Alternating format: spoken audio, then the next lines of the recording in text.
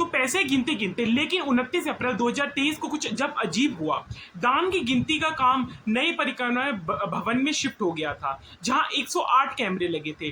नोटों की जो गिनती हो रही थी, तभी एक सिक्योरिटी गार्ड ने सीसीटीवी में रवि को देखा। रवि धीरे से कुछ नोट पकड़कर अपने जो कपड़े हैं उसके नीचे छुपा रहा था। सिक्योरिटी गार्ड ने यह जानकारी टीडी के ही ऑफिसर सतीश कुमार को दी और रवि की तलाशी ली गई। तलाशी ली गई तो उसमें रवि के पास $900 मिले।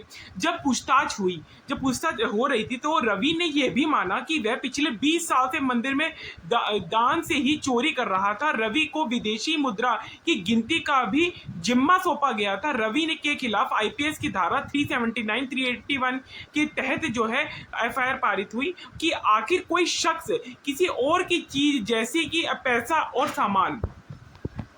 पैसे और सामान बिना किसी इजाजत की चुरा ले और इसका इरादा उस चीज को रखने का हो तो वह चोरी का गुनाह है। धारा 381 तब लागू होती है जब कोई नौकर या कर्मचारी अपने मालिक जहां यहां काम करता हो वहां से चोरी करता हो।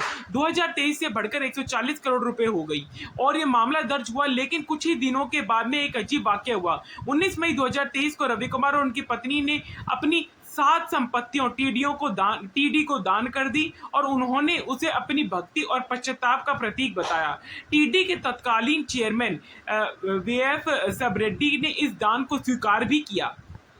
इसके बाद 30 मई को तिरुमाला पुलिस ने रवि के खिलाफ चार्जशीट दाखिल की थी। लेकिन कुछ ही महीनों के बाद यानी 9 सितंबर को रवि और सतीश कुमार ने लोक अदालत में ही समझौता कर लिया, जिसके चलते यह मामला बंद हो गया और रवि को बिना एक रात जेल बिताए बरी कर दिया गया। 204 में अब जब चंद्रबाबू नायडू की तेलुगु देशम पार्टी ने आंध्र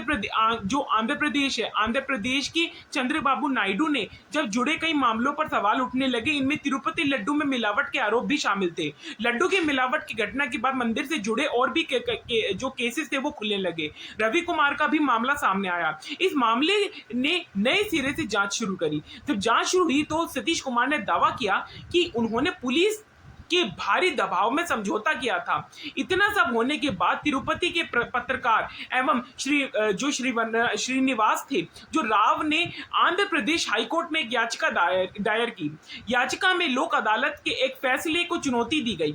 19 सितंबर 2025 को हाईकोर्ट ने लोक अदालत के फैसले को रद्द कर दिया गया और जो आईटी को मामले के सभी जो रिकॉर्ड थे वो जब्त करने के आदेश पारित कर दिए गए। इस मामले को अगली सुनवाई 13 अक्टूबर को होनी है और इस मामले में अगर आगे कुछ भी ऐसा होता है तो हम आपको अपडेट बताते रहेंगे। अब मामला जो है फिलहाल आईटी के पास है, लेकिन इस मामले को लेकर राजनीति जो घमासान है वो काफी हद तक तेज होता दिख रहा है, क्योंकि उन्होंने जो उनकी पत्नी और उनका परिवार आत्महत्या की कगार पे थे, उन्होंने जो 40 करोड़ की जो संपत्ति दान करने को भी सही ठहराया। लेकिन वर्तमान की जो आईटी चेयरमैन नजीर नायडू ने इस फैसले को कड़ी आलोचना की। उन्होंने सवाल उठाया कि इतने सभी बड़े घोटालों की गहराई से जांच क्यों नहीं हुई। उन्होंने बताया कि रवि के पास अभी भी 7 और संपत्तियां और एक मर्सिडीज बेंज और वोल्वो जैसी लग्जरी गाड़ियां हैं। चेयरमैन ने इतिहास का हवाला देते हुए कहा कि यह भी कहा कि विजयनगर साम्राज्य के समय में मंदिर में चोरी करने वाले को मृत्यु दंड दिया जाता है,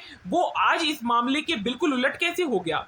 खारिज करते हुए जो सीबीआई जांच की मांग की गई, उन्होंने केंद्रीय मंत्री अमित शाह को पत्र लिखकर कहा कि आंध्र जो सरकार है बिना सबूत के आरोप लगा रही है। उनका कहना है कि सिर्फ सीबीआई की निष्पक्ष जांच से सच सामने आएगा और भक्तों का विश्वास बहाल कर दिया जाएगा। बीजेपी ने तिरुमाला तिरुपति देवस्थानम के पुराने चेयरमैन बुमना करुणाकर को घोटाले का मास्टरमाइंड ठहराया और बीजेपी चाहती है कि पुराने बोर्ड के फैसले की अच्छी से जांच हो और इकोनॉमिक टाइम्स के मुताबिक जो टीडी के मौजूदा जो चेयरमैन है बीआर नायडू के इन मामलों की जो जांच है वो उसको मंजूरी दे दी और फिलहाल जो है जांच जो है जारी करने के आदेश पारित कर दिए गए और हो सकता है इस विषय के अंदर जो है काफी हद तक कुछ जो है सामने आए।